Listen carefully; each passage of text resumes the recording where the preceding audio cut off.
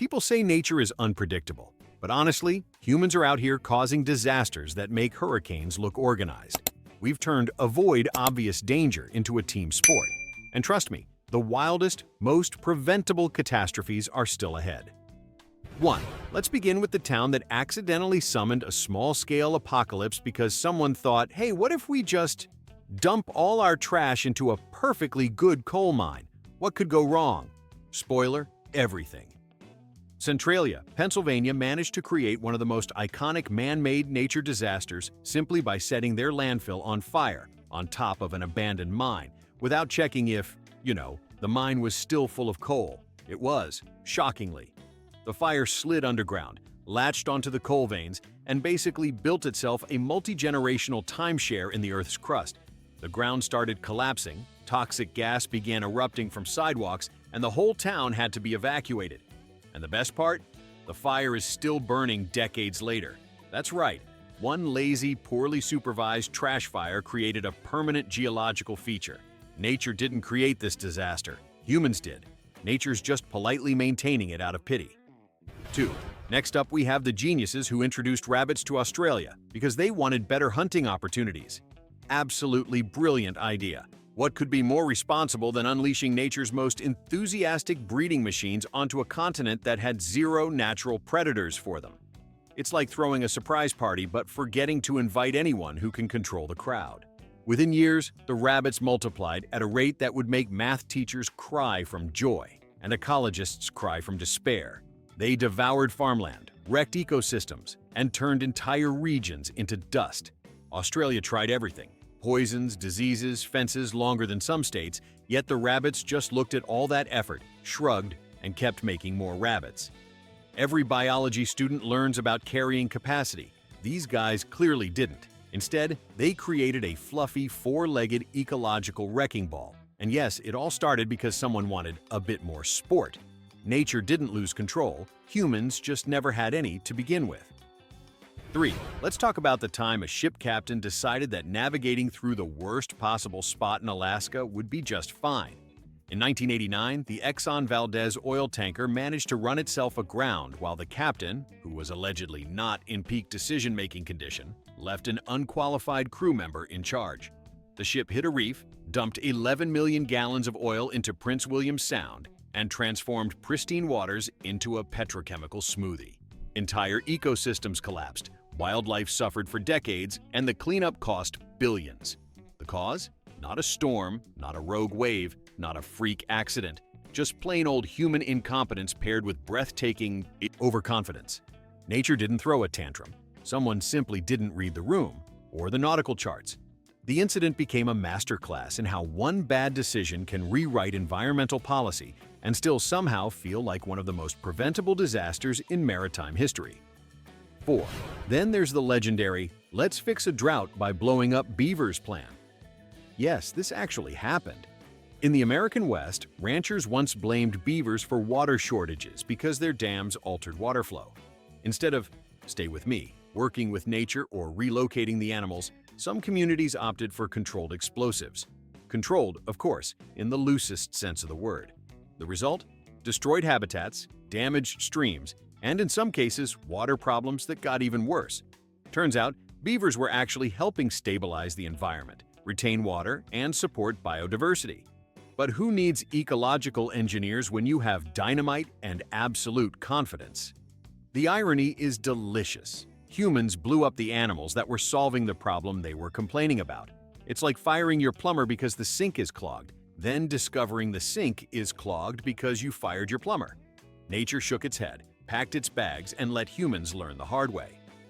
5. Now let's appreciate the time California farmers destroyed an entire lake without technically meaning to. Owens Lake was once full, thriving, and completely normal, until Los Angeles needed water and decided to just take all of it.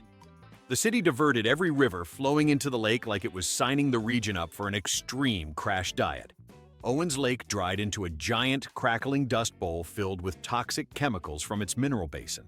The wind carried that dust into nearby communities, which then wondered why everyone suddenly needed asthma medication. Environmentalists begged the city to fix it. The city shrugged.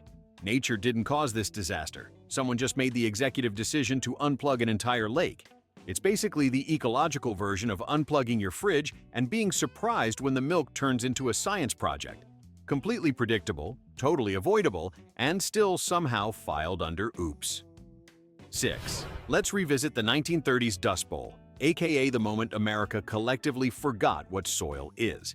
Farmers across the Great Plains had plowed million-acre stretches of prairie grasses that had been holding the earth together for literally thousands of years. Then they planted crops that failed to anchor the soil.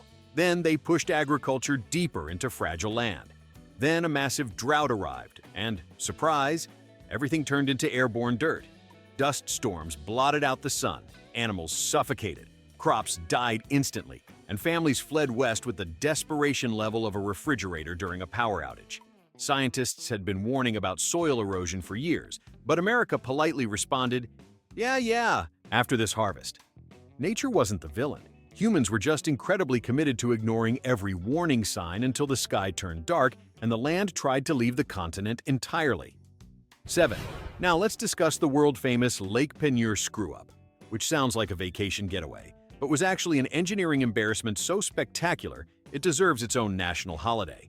In 1980, a drilling crew accidentally punctured a salt mine beneath a lake. One drill, one little wrong angle. Suddenly, the entire lake began swirling like a demonic bathtub drain.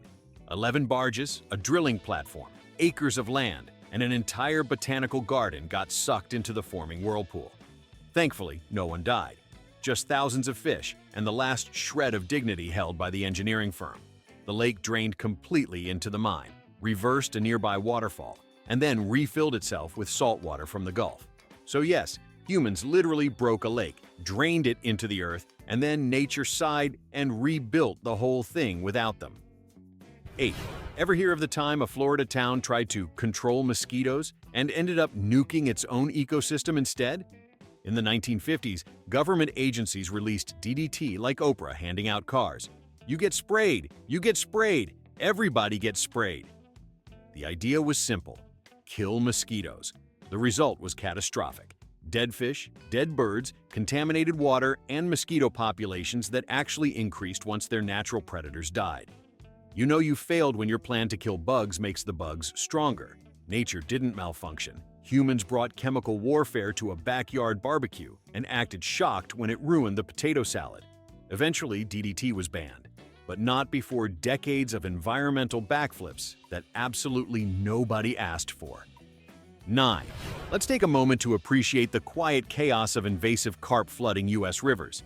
And why are they there? Because a few fish farms in the 1970s thought they were genius problem solvers.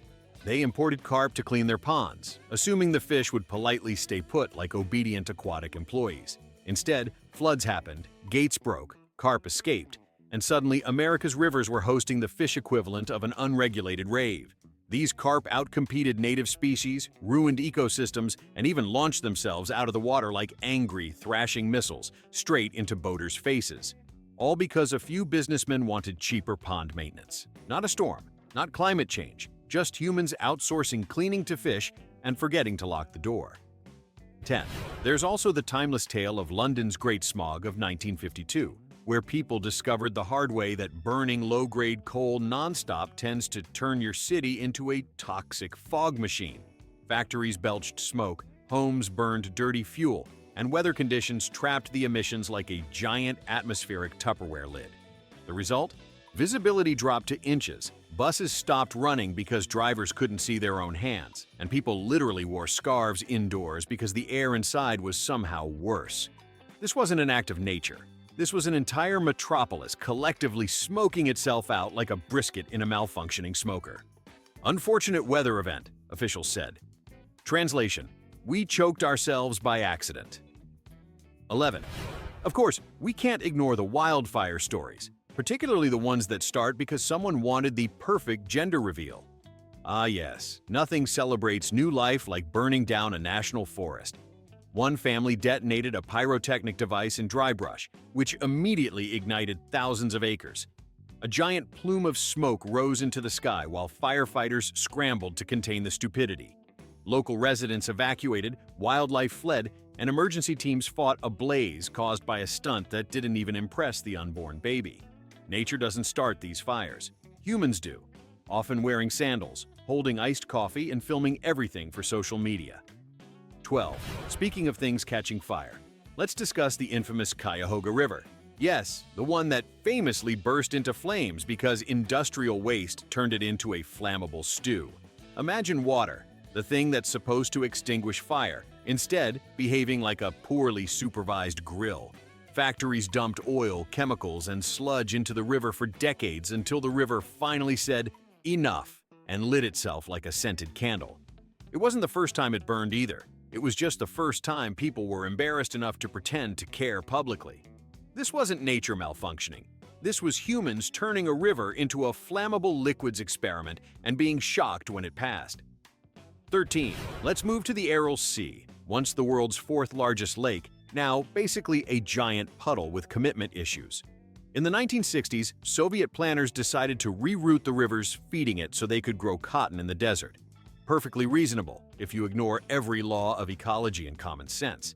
The lake shrank, fishing communities collapsed, dust storms carried toxic salt across the region, and the local climate shifted entirely. They didn't just ruin a lake, they ruined an entire region because someone wanted more t-shirts. Nature didn't dry up the Aral Sea. Bureaucracy did, and nature simply stepped aside like, "I'll let you handle this disaster yourselves." 14. Meanwhile, in China, someone decided sparrows were eating too much grain, so the government launched a campaign to kill them all. They succeeded, impressively so. Then they discovered sparrows also eat locusts. Guess what happened next? A biblical locust plague that devoured crops nationwide and contributed to a famine. Humans had literally removed the one species standing between them and starvation. It's the ecological equivalent of firing your entire IT department and then being shocked when the computers explode. Nature tried to warn them with logic. Humans replied with ideology. Disaster ensued. 15. Finally, we have the Newfoundland town that dumped sewage directly into the ocean for decades, assuming the ocean was basically a giant invisible garbage disposal. Because if there's one thing humans love, it's using nature as a temporary solution forever. The water became so polluted that fish populations collapsed, beaches closed, and suddenly everyone wondered why the ocean smelled like an untreated porta potty left in the sun. The answer was simple. You put sewage in it. Repeatedly, with enthusiasm. Nature didn't ruin that coastline. Humans just treated the ocean like a bottomless trash can and got offended when it filled up. 16. One of my personal favorites is the time a Hawaiian sugar plantation decided it was totally fine to burn leftover cane fields without checking wind direction, humidity, or the minor detail that nearby towns existed. They lit the fields, the wind changed, and suddenly the whole valley was wrapped in a smoke blanket, thick enough to make Los Angeles smog look like a scented candle. Schools closed, residents panicked, and authorities acted shocked that giant open flames next to populated areas could create a problem. The plantation insisted it was standard agricultural practice, which is true if your standard practice is ignoring every variable that matters. Nature didn't create this disaster. Humans did, with maximum confidence and zero weather awareness, like someone grilling indoors because the rain won't get me that bad. 17. Then there was the time a small town dumped tons of industrial wastewater straight into a nearby swamp, assuming, based on absolutely no science, that the plants would filter it naturally. Yes, nothing says environmental expertise like treating swamp grass as a full-service water purification system. Predictably, the wastewater killed the grass, the fish, the insects, and, because nature loves a plot twist, the swamp turned into a festering chemical stew that smelled like fermented disappointment. Locals complained, officials shrugged, and the swamp sat there like a rotting monument to human brilliance. Nature didn't fail here. Humans just tried to outsource environmental cleanup to a plant that can't even walk away from the mess they made. 18. Speaking of outsourcing, let's revisit the time Florida decided to import Burmese pythons because people wanted exotic pets that were long enough to double as a questionable home security system. Then, surprise, people realized snakes don't follow house rules and started releasing them into the Everglades. Fast forward a few decades, and now the Everglades have become a python-themed Thunderdome, with these giant snakes eating everything from rabbits to alligators. Biologists are exhausted, hunters are confused, and the snakes are thriving. Like they paid rent early. This wasn't a natural invasion. This was humans playing Noah's Ark with zero foresight and acting shocked when the animals actually survived. It's the ecological equivalent of leaving your door open and wondering why your house is full of raccoons. 19. Another classic. The time a mining company in Colorado accidentally released millions of gallons of toxic sludge into a river because they were performing routine maintenance. Sure, and every time I open the fridge and drop something, I tell myself it was just routine inventory control. They hit the wrong spot. The old mine filled the river with bright orange wastewater, and suddenly the river looked like it was auditioning for a dystopian sci-fi movie. Residents looked horrified. Officials scrambled. The water sat there glowing like a traffic cone dipped in sadness. Nature didn't misbehave. Someone just didn't double-check their excavation notes. 20. Let's discuss the year a group of coastal engineers thought they could reverse erosion by dumping hundreds of tons of sand from a completely different ecosystem onto a tourist beach. The logic was, if the ocean keeps removing sand, we'll just keep putting more sand in. And shockingly, the ocean disagreed. One storm later, the expensive imported sand washed away like it was auditioning for the role of disappearing act of the century.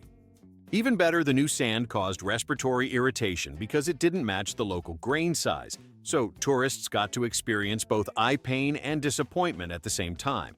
Humans tried to beat the ocean in a long-term competition. Nature didn't even break a sweat. 21. Remember the time a Midwestern city installed a flood barrier upside down? Yes, upside down, like a flat-pack disaster from a hardware store nightmare. They proudly revealed their flood control system, only for heavy rain to arrive and casually stroll over the barrier like it wasn't even there. Residents got soaked, basements flooded, and the official explanation was essentially, "We followed the instructions wrong." Perfect. A multi-million-dollar project defeated by the same mistake people make assembling IKEA furniture at midnight. Nature didn't cause that flood. The barrier was just having an identity crisis. 22. Or the decades when European fisheries decided that cod would never run out, because clearly, fish obey motivational posters about abundance. They overfished the North Atlantic so aggressively that cod populations practically vanished. Scientists pleaded with the industry, governments issued reports, fishermen shrugged and said, "We'll stop when the fish do." And then the fish did. The economy collapsed, ecosystems collapsed, and everyone acted surprised, like they hadn't been warned on repeat for 20 years. Nature didn't wipe out the cod. The cod just filed for early retirement because humans refused to take a lunch break. 23. Let's not forget the time Japan introduced cane toads to control pests in sugarcane fields. The problem? Cane toads can't jump high enough to reach the pests that actually mattered. So the toads did the next best thing. They spread across the landscape, poisoning every predator that tried to eat them. Native species died off, ecosystems collapsed, and the pest problem remained untouched. Imagine hiring a security guard who can't stop the burglars, but can successfully scare away your entire neighborhood. Nature wasn't outsmarted, humans just brought a toad to a bug fight. 24. Then there's the infamous Scandinavian incident where loggers thought draining a bog would make logging easier. It did. Right up until the bog dried out, cracked open, and released methane so aggressively that locals thought the earth itself was groaning in protest. The bog became unstable, the land subsided, and scientists had to explain, slowly with diagrams, that bogs aren't just wet dirt. They're ecological ticking clocks that get angry when messed with.